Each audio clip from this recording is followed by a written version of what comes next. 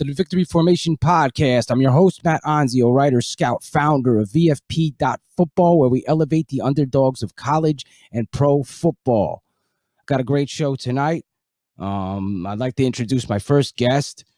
He's my first guest of the Victory Formation podcast, an outside linebacker, strong safety, currently from the New Jersey Flight.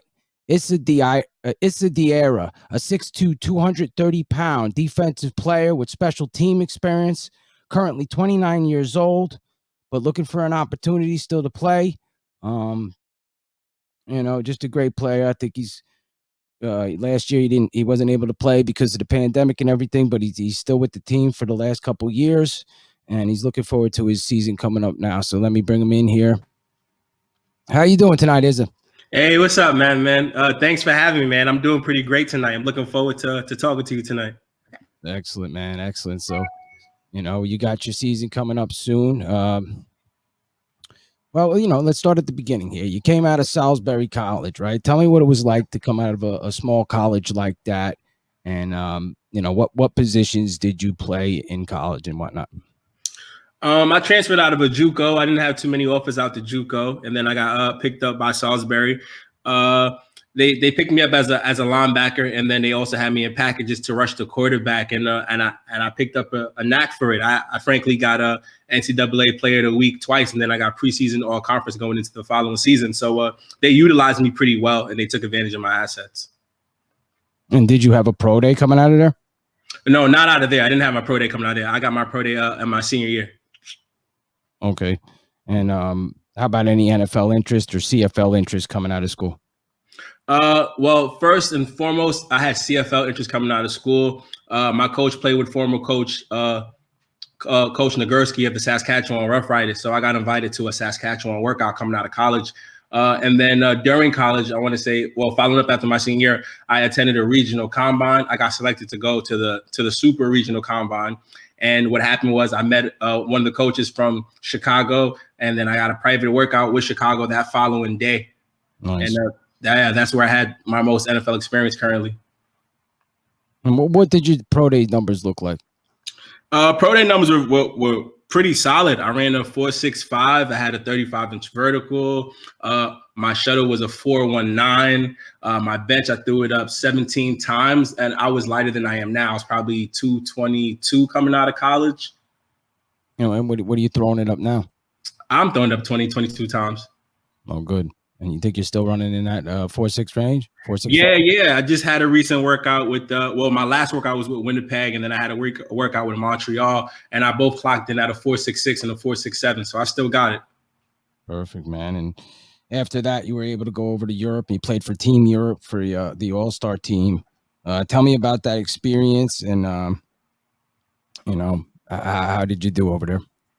I got elected to play in the All-Star game, and then I got put on the Team Europe squad. And they flew me out there to compete against Team America. It was definitely exciting. It was definitely an experience. And it was definitely better than I thought it would be, if I had to be frank, because there's nothing but imports overseas. So it's pretty much Americans on Americans, but it's just, you got on different jersey colors. So it was a pretty spectacular game, and it was foreign to all of us. And how did your team do? Did you win? It was America versus Europe. You tell me. Yeah, that's what I figured. But you did pretty good yourself. Oh, hell yeah. I had 3 sacks. I had 2 TFLs. I had a PBU. I had a fumble recovery, and I had a block field goal. Yep. And how'd you like being in Europe? Did you get to hang out there a little bit? Yeah, I was there for I want to say roughly about 4 or 5 days. I got to stay in. I was in Germany. We had a tournament. We had the game in Germany. I was all up and about Munich for a little bit, but outside of that, I just I took advantage of meeting people. I took advantage of the scenery, and I was getting prepped for football. So it was always a focus to stay ready. How many games did you play over there? Just one. I got elected just coming out of college. I just got elected for the All-Star game, quite frankly. So did you get to hang out for like the week, or what was it? Yeah, I was there from Wednesday to Sunday. I was there Wednesday, flew back Sunday. Cool, man. And met some nice people. I probably ate some good food, and got to check out the culture and whatnot. Yes, sir. I got in tune with the culture. I got in tune with the people. And it's a whole nother lifestyle. And outside of that, it's a whole nother region of the world. So a lot of things were new to me, from the language to even the clothing, frankly. Yeah, the clothing's a little weird. Not for being over there. Clothing was a little weird because we needed a jacket. And it's hard to find stuff in your size, right? It's hard to find stuff in your size. I couldn't find a belt in my size at the time. I was a little bit heavier. Yeah, but so after that, after Europe, you went on to the AIF, right? Yes, sir. Played with the champion York Capitals. Yes, sir. Tell me a little bit about your time there and what it was. What was it like to win a championship with York? That was my rookie year, my first year as a professional, my first year playing arena football. So there were a lot of nuances and a lot of new experiences to take in, but at the end of the day, it was still football. And I felt like, I had a lot to give to the team, being young and fresh out the game. We had a hell of a season. We had a hell of a team. We're pretty stacked. And outside of the team, I led the team defensively in sacks. I led the team defensively in touchdowns, and I led the team defensively in TFLs. And it helped to make us get to the championship. But as far as the championship, it was a team effort, and we won it together, undefeated. And how was it like getting used to the arena game coming from the regular game? It's weird. It's, even though it's a little bit more faster, I would have to say you have to probably be a little bit more patient, because you're used to moving at certain speeds on a bigger field when all you have to do is take one step to the right or left and you're where you need to be. So it was just it was a different aspect of the game, quite frankly. And if you had to go back to the regular game, do you think it would mess you up? Nah, that's like taking a lion out the cage. I mean, guys had told me that it's like double step, like they got to get used to stepping the normal ways again, because they're kind of like, shorter field or whatever. Yeah, totally. Like as far as playing linebacker, it's pretty casual. There's not outside linebackers, so everybody's playing inside. But as far as being a pass rusher, that alters my angle completely, because I'm used to coming out the wide side, playing the 5 technique, the outside linebacker or the DE. So you're playing outside of the tackle. Now in arena, there's no tackle; it's just a guard. So that bend is extremely difficult, and you literally have to win at the line just to get to the quarterback. So that skill, if you can take that outside with you, you pretty much be unstoppable. And it keeps your stamina up too, because you're constantly going all the time, and you don't really get a lot of breaks, and you played some special teams as well. Yes, sir. So you're used to that, and then in 2016, you had a chance to go over to the CIF, San Angelo Bandits. Yes, sir. What did you take away from that experience, and how was the CIF? The CIF was great. It was very competitive. It was pretty elite, if you ask me. That's where all the competition was at that time in the point. And it was also in Texas, so that's a pretty big football state. So it was a lot to offer, and there was also a lot you had to put in, because every day you had to compete week in, week out, not only amongst your team, but then against the other athletes you're going against. We did pretty solid that season. We went 700. We went into the playoffs and lost. But that year, I want to say I led the team in sacks. I led the team in defensive touchdowns, and I led the team in TFLs as well. And then after that, you had a couple years hiatus before you wound up with the New Jersey flight, which you are still currently with. Yes, sir. Why did you have to take time off there? I had to take time off because at that point I knew I was getting older, and I wasn't quite fond of playing further from home, if that makes sense. I wanted to get a bang for my buck, or just put myself in the best transitional position. Gotta pay bills, yeah. Yes, sir. And then outside of that, I was also attending several CFL workouts. So I had also changed the direction of my path. I was more focused on the CFL. That's when I attended my Winnipeg workout, and I attended my Montreal workout, and I attended my Edmonton workout. So I was pretty focused on the CFL, and I knew if I had to fall back on anything, that the Arena Football League would be there. Absolutely. And then you got a chance to get with the New Jersey flight, and you've been able to stick there. Obviously, last year was a no-go because of the virus and everything, but looks like you guys are going again this year. Well, how was your time with the Jersey flight so far? My time with the Jersey Flight was pretty great. It's funny, it didn't start out there. It started out in New York with the New York Streets. And then I got traded. I got waived and traded to New Jersey. And what happened was they were looking for a guy right there, then and now. And I just so happened to fill the spot. I led the team in sacks. I led the team in TFLs. I had a few forced fumbles. I don't think I led in that category, but I tied first in defensive touchdowns as well. How do you think you guys are going to look this year coming up? We're pretty stacked. The AFL folded, and we're in the NAL now, so like that's a pretty tough competition as far as the Northeast. And because of the AFL folding, we're picking up a lot of players from the Soul to the Gladiators to the Brigade. So it's nothing but more and more competition entering the hall. So it should be a good one. Should be a real good one. Good. And with the pandemic and having to have last year off, how did you keep yourself mentally and physically prepared for this coming year?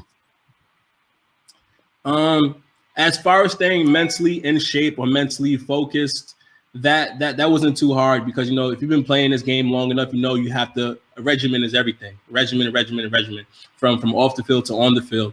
And outside of just wanting the best for myself, I knew I have to be prepared to be the best. So I had to do what I had to do on and off the field. As far as physically, I made it a point to work out as much as I could on a consistent rate.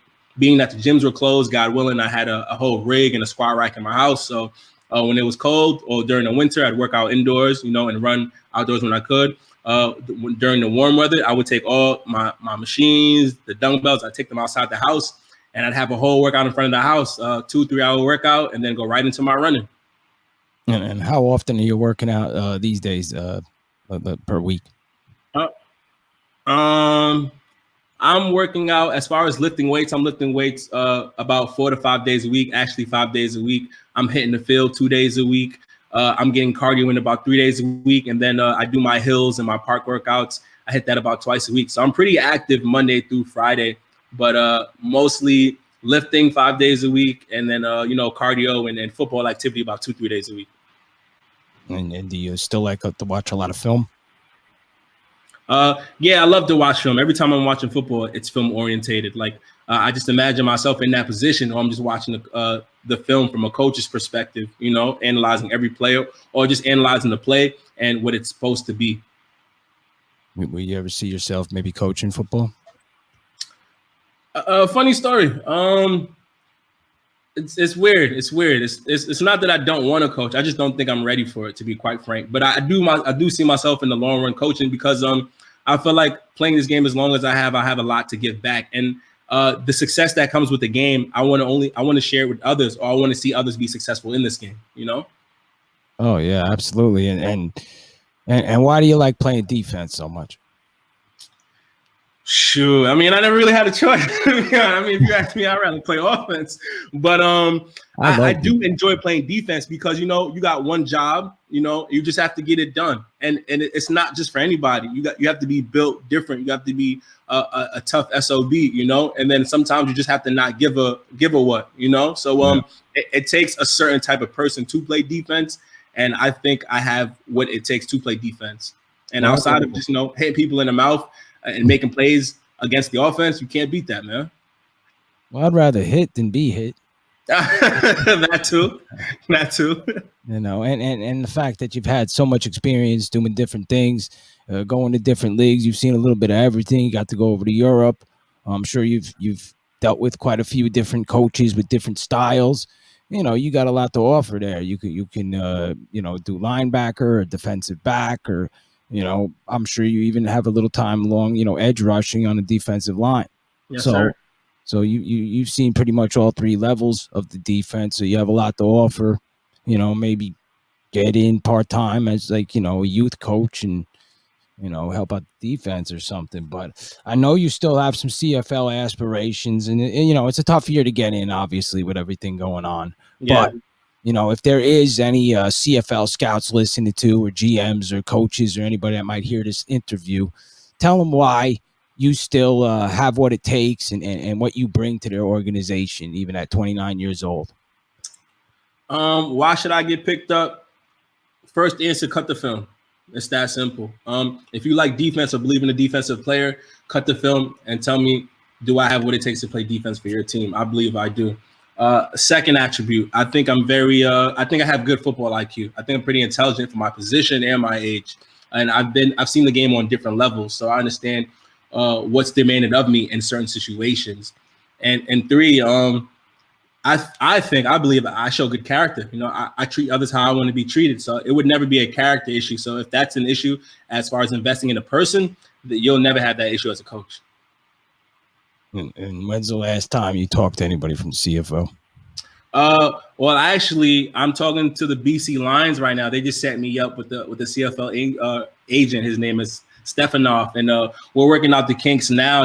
Because they said, because of the pandemic, the CFL has their camps and workouts in the U.S. and they're not really traveling right now. So we're trying to set it up to where they tell them what he's looking for, and then and hopefully I fit the standard. And then not only BC, I'm also talking with Hamilton because they're a linebacker team and they love their linebacker. So we're trying to talk to Hamilton and BC right now, see where it takes us. And God willing, this season, if I can find my way to Canada, it should be a go from there. Yeah, I like BC. I've had quite a couple guys go up there and have some success. Fortunately, last year they didn't have a season at all. But, yeah, right. Looks like it's going again this year. They don't even know when the draft is going quite yet, but it looks like it's going to be a go. I hear something about they might trying to be merging with the XFL or something. Who knows? Everybody's trying to make moves.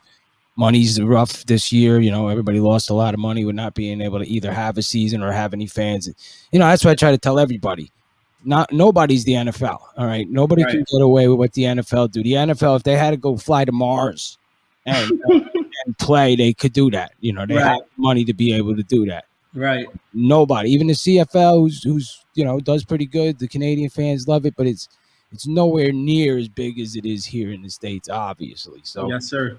But I'll give you a chance to plug any social media. Let people know where they can find you. And like I said, I'm gonna take your film, put it up there with the interview, little profile, get it up on VFP.Football, and try to help you get that opportunity. Hopefully up at the CFL. Yes, sir.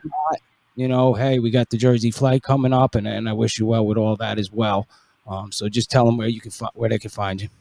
Hey, what's up, man? What's up, everybody? My name is Issa Diarra. First name Issa, last name Diarra. You can find me on Facebook under my full name. You can find me on Instagram under cool pop _ JHNSN. You can find me on Instagram. Outside of that, I'm opening up a new business. It's called Be Your Own Hero, where we service athletes and people alike from physical fitness to mental well-being. So that should be up in stores too. You can find that under my name and my page. Shout out to Victory Formation Podcast, because if it wasn't for them, you wouldn't be hearing me now. So thanks a lot to Matt, man. Matt is the man. Thank you, Matt. Hey, man, anytime, brother. I really appreciate you coming on, and I wish you well. And, I know you patiently were waiting, and, that's cool, man. I like to give anybody an opportunity, especially guys that love the game as much as you. Never gave up on their dreams no matter what. Takes the opportunities that's in front of them. That's what it's all about, man. That's what Victory Formation is all about. And, we appreciate you coming on the Victory Formation podcast. And I'll get all your stuff up there in the next day or two, and we'll get it out to everybody. Yes, sir. God bless you, man. Thank you, man. Everybody listen up. Matt is the man, man. He's doing it right, man. Up and coming. New things, everybody. Appreciate it. It's the Diarra. Check them out. New Jersey flight. Hopefully the CFL. Going to be a good year, 2021.